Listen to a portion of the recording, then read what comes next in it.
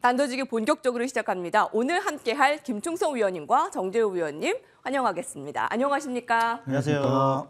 안녕하세요. 두 분의 분석이 주요해 보입니다. 자, 어떤 이슈를 준비했는지 먼저 화면으로 주제 확인하시죠. 중국의 이탈에 한국으로 넘어오는 외국인들의 자금, 차이나런 계속될까라는 부분입니다. 지난 9월 말 이후 외국인들의 자금은 약 46억 달러, 우리 돈으로 6조 원이 넘습니다. 중국의 기술주를 대안해서 한국 기술주가 굉장히 호평을 받고 있고 달러화에 대한 원화의 가치 상승 또한 외국인들의 유입을 적극적으로 받아들이고 있습니다. 김충성 위원님. 네.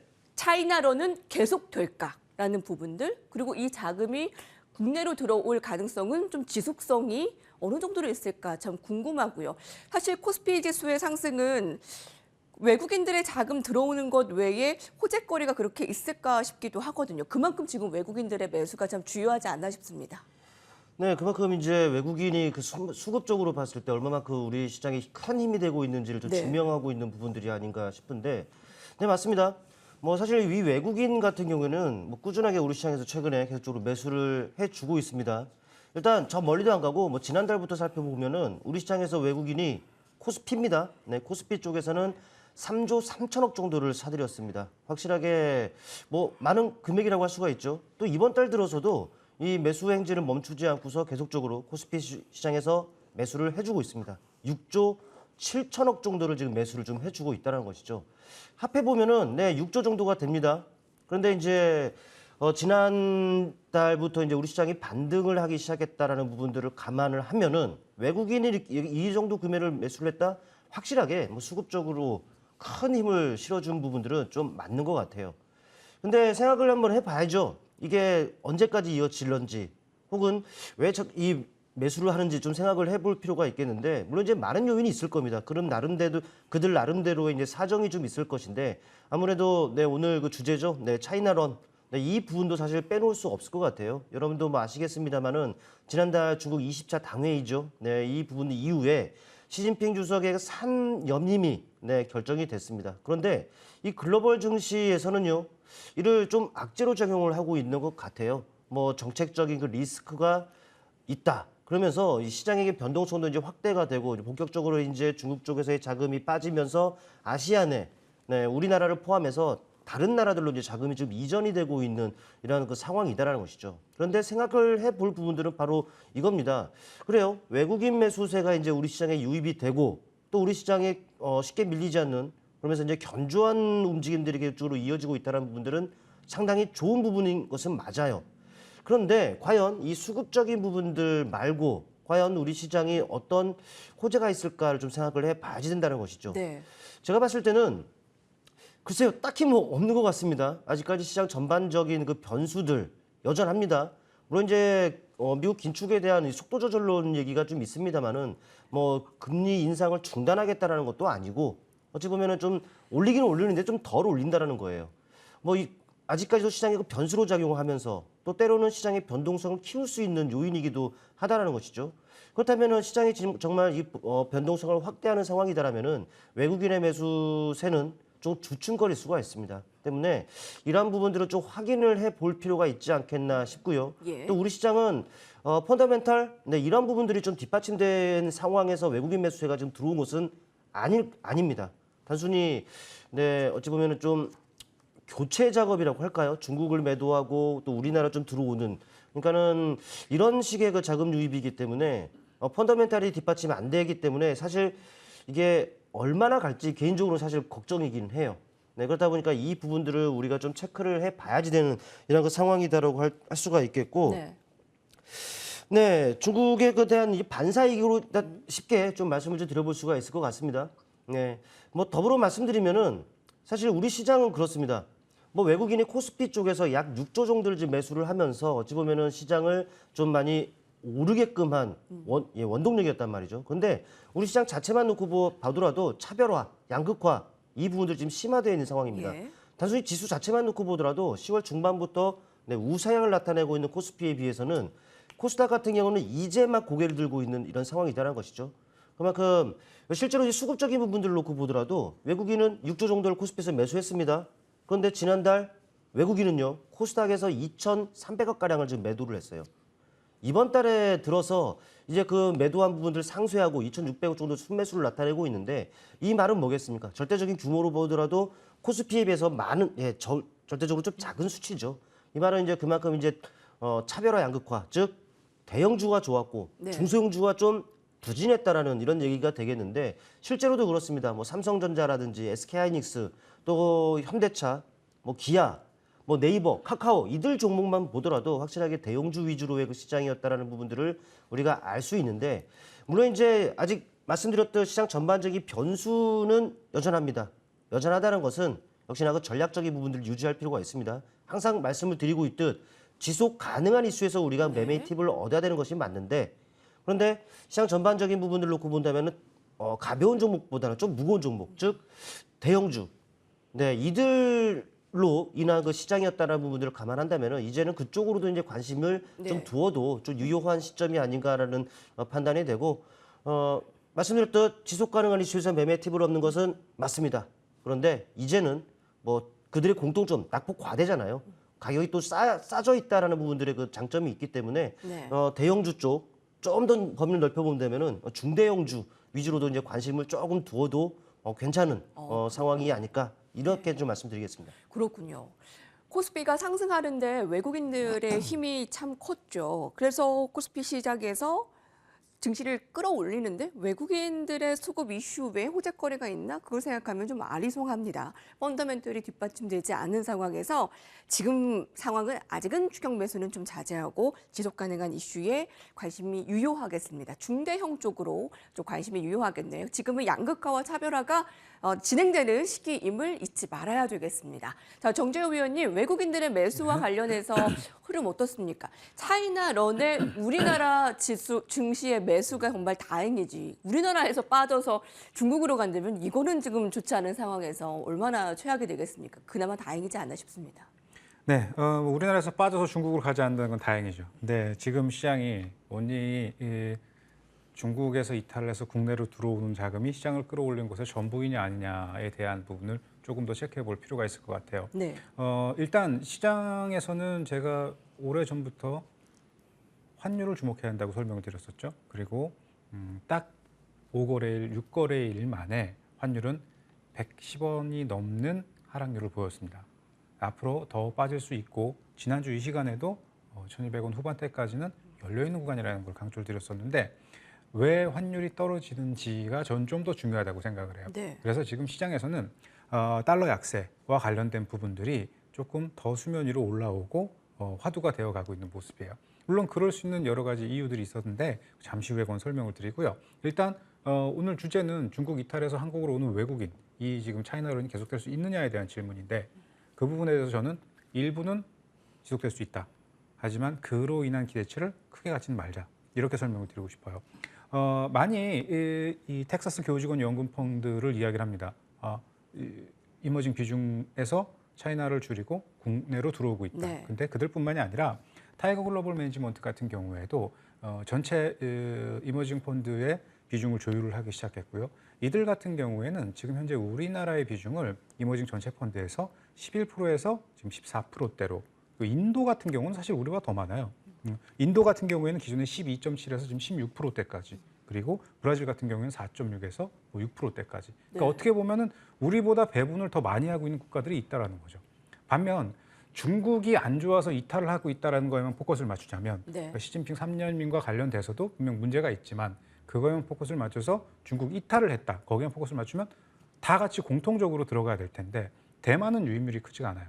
우리 시장과 인도의 매입 비중이 좀 크거든요. 그런 걸 감안해 봤을 때 물론 이유는 되지만 저게 전부는 아니라는 걸 조금 체크해 볼 수가 있겠죠. 그리고 대만은 안 들어가는데 우리 시장으로만 들어왔다 그러면 대만과 우리의 어떤 차이점도 좀 있을 거고요. 그다음에 우리 시장으로 들어올 때 반도체만 매수한 것도 아니고 굉장히 광범위한 종목군들을 전방위적으로 매수를 했거든요. 자, 이 부분이 앞서 말씀드렸던 분명 중국 이탈과 관련된 자본들도 중요하게 역할을 하고 있고, 무슨 플로리다 공공 근로자 펀드라든가 노스캐롤라이나 퇴직연금 펀드라든가 이런 많은 펀드들이 다 비중을 조율을 하고 있지만 그래서 앞으로 들어올 수 있는 여지는 더 크지만 어떤 것이 더 유리하냐 그리고 그 본질적 목적이 무엇이냐라는 걸 볼 때 환율을 빼놓고 갈 수가 없다라는 거죠. 우리가 쉬는 동안 주말을 거쳐 오면서 종전 이야기가 보다 더 수면 위로 올라오게 됐죠. 그리고 러시아와 우크라이나의 협상과 관련돼서는 이미 한 주 전부터 러시아가 미국에게 제안을 했고 미국이 제이크 설리번이 우크라이나로 건너가서 이 회담을 조율을 하고 있다라는 썰이 돌기도 했었고요. 그런 것들이 이제 본격적으로 기사화돼서 나오기 시작을 했단 말이에요. 거기에다가 지난주 목요일 날은 CPI가 우리가 예상했던 것보다 낮게 나왔고 실질적인 CPI의 세부 수치를 봤을 때 질도 좋았단 말이에요. 물가가 하락하고 있다라는 것에 대한 어떤 그 질도 좋았다. 네. 근데 거기에 더해서 중국에서도 중국 봉쇄와 관련된 부분이 완화되어 가고 있다. 코로나 봉쇄 완화 정책이라고 하는 게 열흘 전까지만 해도 썰이었어요. 그럴 수 있다 없다 얘기했었는데 이제 보다 더 구체적으로 정책이라는 게 나왔죠. 주말을 지나가면서 어떤 정책으로 가게 될 것이냐라는 것에 대한 답도 나왔단 말이에요. 그래서 중국 전쟁 그리고 인플레라고 시장을 누르고 있었던 악재들이 다 가벼워지게 된 거예요. 어느 날 갑자기 그렇게 소리 소문 없이 얘기가 돌다가 펑 하고 터진 재료들이 죄다 다 달러를 끌어내릴 수 있는 긍정적인 네. 효과로 작용을 하고 있는 거죠. 더 가속도가 붙게 되는 건데요. 그럼 과연 달러라고 하는 거는 어떤 힘을 갖고 있나요? 첫째는 금과 함께 안전자산이라고 하는 상징적 의미를 갖고 있어요. 그죠? 근데 그 안전자산과 상황이 발생했을 때 모두가 다 달러를 선호할 수 있는 그 매수 메리트라고 하는 게 이제 없어졌단 말이에요. 그럼 달러를 대신해서 무엇을 매수하겠냐라는 거죠. 여러분이라면 어떤 상황이 발생을 했는데 유로화, 엔화, 우리나라의 원화, 중국의 위안화, 무슨 뭐 페소, 달러 여러 가지 화폐를 늘어뜨려 놓고 갖고 계신 당신의 화폐를 이걸로 교환하세요라고 하면 대부분 100이면 100달러를 바꾸지 여기서 무슨 저는 뭐 리라화로 바꾸겠습니다 이런 사람들은 없단 말이에요. 그것처럼 달러는 그런 상징적 의미를 갖고 있는데 그렇게 달러라는 자산에 투자를 했었던 그래서 과열권에서 초과값까지 올라갔었던 비정상 구간에 머물던 달러가 재정상 구간으로 돌아오는 구간이라면 네. 분명 그것을 대신한 다른 메리트가 있는 자산이 필요하거든요. 근데 막상 그렇다고 해서 여기서는 개념을 조금 바꿀 필요가 있어요. 달러를 팔았으니까 반드시 어떤 화폐를 사야 된다는 개념보다도 우리나라 같은 경우에는 원화가 국제결제화폐로서 쪽수가 많은 화폐가 아니기 때문에 이머징이 분명히 유리해질 겁니다. 달러가 약세라면은 달러 약세로 인해서 올라갈 수 있는 상품 통화권역과 상품 자산들의 가격이 올라가게 될 텐데 그러면 당연히 이머징에서 유리한 국가를 뽑으라고 하면 뭐 이것저것 잘하는 우리나라가 빠질 수가 없단 말이에요. 하지만 말씀드렸다시피 원화는 쪽수가 많은 화폐가 아니에요. 그럼 원화를 대신해서 대형주를 매수하고 원화를 대신해서 선물을 매수하고 원화를 대신해서 채권을 매수해야지 돼요. 그러면 답이 다 나왔죠. 제가 환율에 약세 베팅을 해야 됩니다라고 강하게 말씀드렸던 그 시기부터 저희 가족분들은 앞으로 도래할 수 있는 상황들에 대비해서 주요한 종목군들을 꾸준히 바닥에서 누가 뭐라고 해도 많이 모아왔거든요. 시장의 하락이 아니라 시장의 강력한 상승과 더 빠른 상승과 가속도를 붙일 수 있는 모든 여지에 베팅을 해서 꾸준히 모아왔었는데 네. 연유는 이것 때문이에요. 결국 원화의 강세 전환, 달러의 약세 전환 시그널이 대형주를 매수하게 만들고 그렇게 매수가 된 대형주, 그렇게 유입된 돈들은 결국 조금의 시간이 지나면 전방위적인 종목의 반발을 일으켰지만 그렇게 올라온 것들을 크래킹해서 보다 세부적인 것들을 매수하기 시작할 거예요. 그러니까 이제부터는 대형주를 매수해서 올라왔다면 네. 앞으로 우리나라의 비중이 다 끝난 게 아니거든요. 이머징 펀드에서의 비중 조율이 더 이어지게 될 테니까 한동안은 조금 더 복합적인 상승이 이어질 수 있을 겁니다. 그런데 어저께 CT에서는요 이런 기사를 내보냅니다. 우리는 공매도 포지션을 모두 종료했다. 보통 이런 뉴스를 어떻게 해석을 하냐면 공매도가 끝났으니까 쇼커버를 진행하겠구나라고 네. 생각을 해요. 하지만 공매도 포지션을 마무리했다라는 건 지금까지 매도해 왔던 거를 마무리했다라는 거기 때문에 쇼커버가 끝났다는 이야기예요.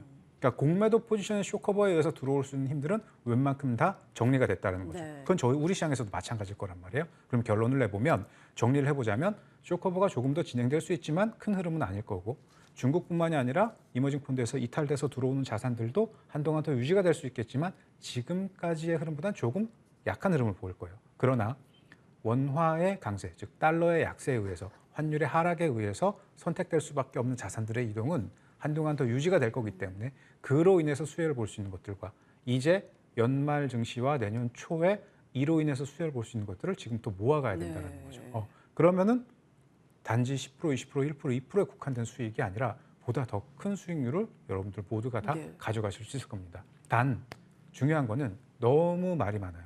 아직도 공포가 팽배하고요. 조금만 올라오면 조정이 나올 거라고 생각하고 조정이 나오면 물리지 않기 위해서 팔고 도망가야 되는 생각하고 눌림이 들어왔을 때 판 것들을 다시 사고 그렇게 복잡하게 매매를 하지 마시고 앞으로 올라가야 할 롤이 큰 종목군들을 어떤 상황에서도 야금야금 조금씩 모아가는 전략으로 시장을 보신다면 정말로 큰 수익을 낼 수 있는 절호의 기회다라는 거. 그 기회와 타이밍을 잘 잡으셔야지 됩니다.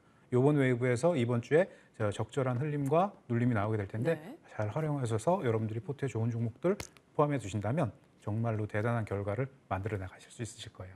네. 지난주 월요일 이 네. 시간에 환율의 움직임이 굉장히 중요하다라고 말씀을 네. 주셨는데 그에 따라서 급락이 연출됐습니다. 네. 그거에 따라서 이제 원화 강세와 더불어 외국인들의 매수가 들어왔고 네. 조금 더 열려 있다라고 그런 부분 되겠네요. 네. 네, 중국의 이탈한 자금이 골고루 다른 곳으로 들어갔냐? 그건 아니었다라는 분석입니다. 대만으로는 오히려 안 들어가고 우리나라와 인도 쪽. 그 이유가 또 특별하게 있을 테고 이 원화 대신에 우리 증시, 채권 들어오는 자금 조금 더 열려 있다라고 네. 보면 되겠습니다. 자, 그쪽이 어디일까도 좀 궁금하고 여튼 오늘 이 두 분의 긍정적인 분석이 도움이 됐습니다. 자, 그럼 오늘 핫 키워드에서는 어떤 업종 테마를 살펴볼지 주제를 공개하도록 하겠습니다.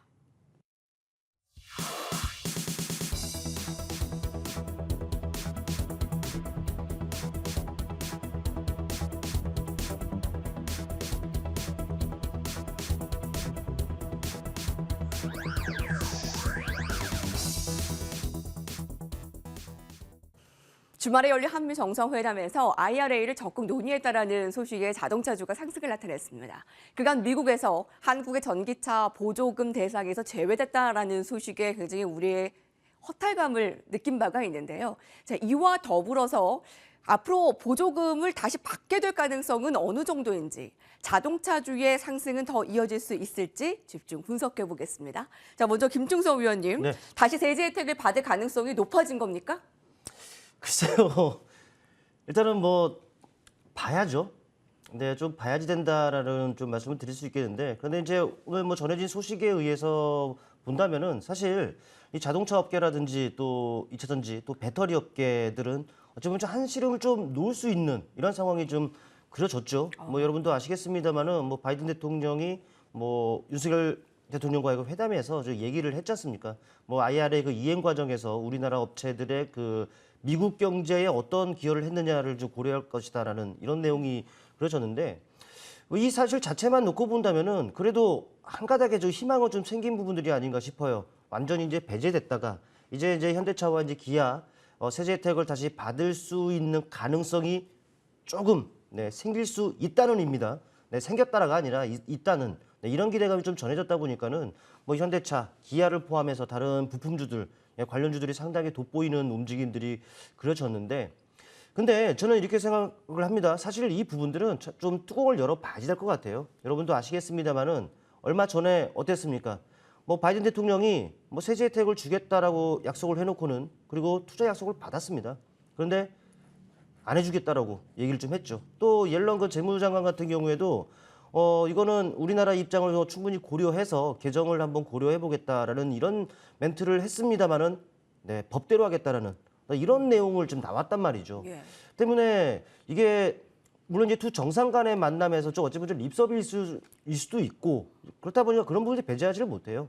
그렇기 때문에 좀 뚜껑을 열어봐야지 된다라는 이런 말씀을 좀 드릴 수가 있을 것 같고 그래도 사실 전보다는 그래도 확률 좀 있지 않을까 싶어요. 또 우리나라 정부라든지 또 현대차가 FTA와 관련해서 그 내용이라든지 또 그 정신을 계속적으로 어필을 하고 있는 이런 상황이고 또 조지아라든지 일부 그 주에서도 이 개정과 관련한 그 목소리를 좀 높이고 있는 상황이기 때문에 그래도 전보다는 그래도 조금은 확률이 좀 있지 않겠느냐라는 생각인데 물론 이제 단언할 수는 없죠.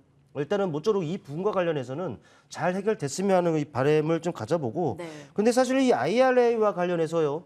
특히 이제 자동차 이 섹터를 놓고 본다면은 사실 IRA와 관련한 이런 부분들 외적으로도 사실 꾸준한 이슈가 좀 있어 왔던 것이 사실이죠. 네, 그 글로벌 각국이 내연기관 자동차에서 전기차로의 전환을 속도를 높이고 있다라는 부분들 큰 호재성 기사입니다. 또 더불어민주당 글로벌 각 업체들도 이 전기차 분야에 우리 돈 1,700조가 넘는 금액을 아주 막대한 돈을 투자를 하겠다라는 이런 이슈들이 좀 전해져 있는 상황이에요. 그렇다 보니까 IRA와는 그 별개로 어찌 보면 호재성 이슈가 지속이 되어 왔기 때문에 우리한테는 충분히 매매의 팁으로 작용을 해왔단 말이죠.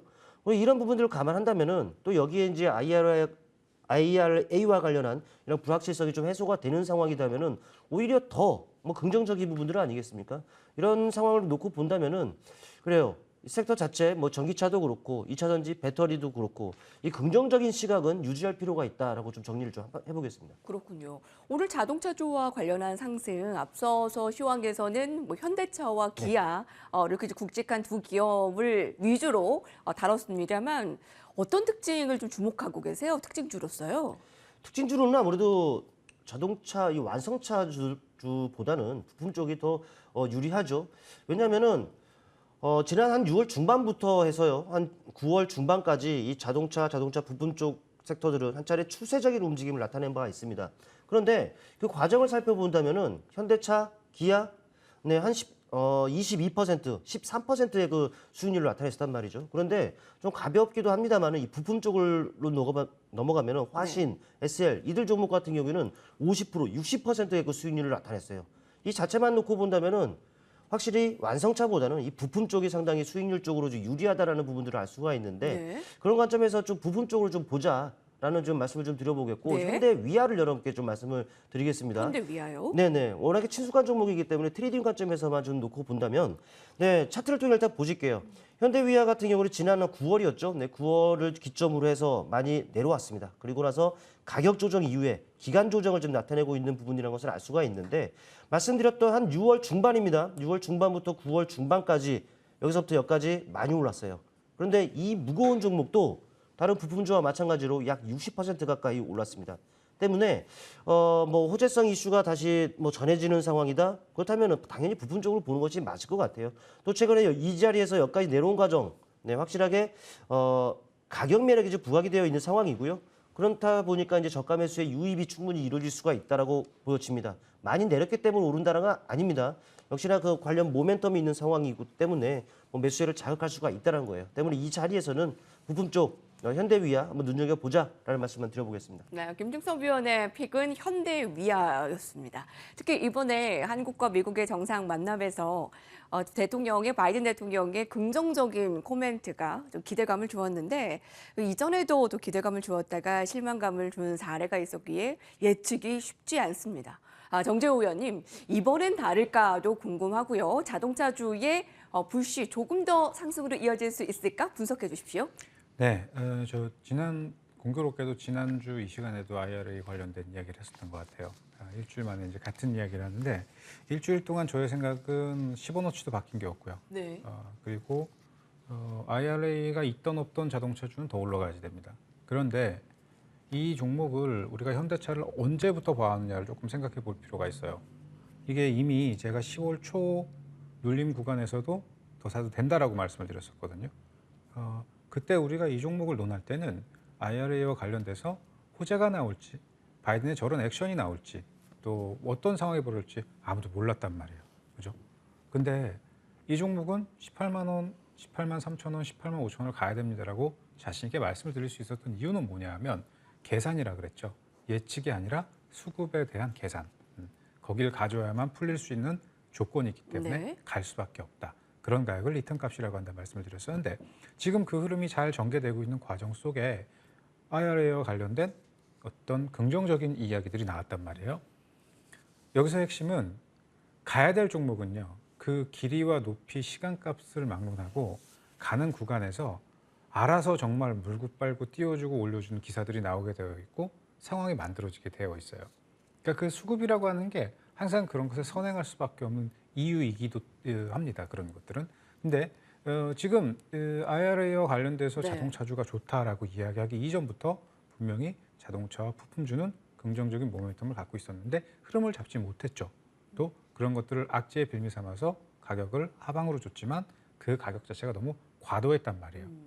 재미난 것은 현대차나 기아차는 시가총액 상위 종목이고 비싼 종목이에요.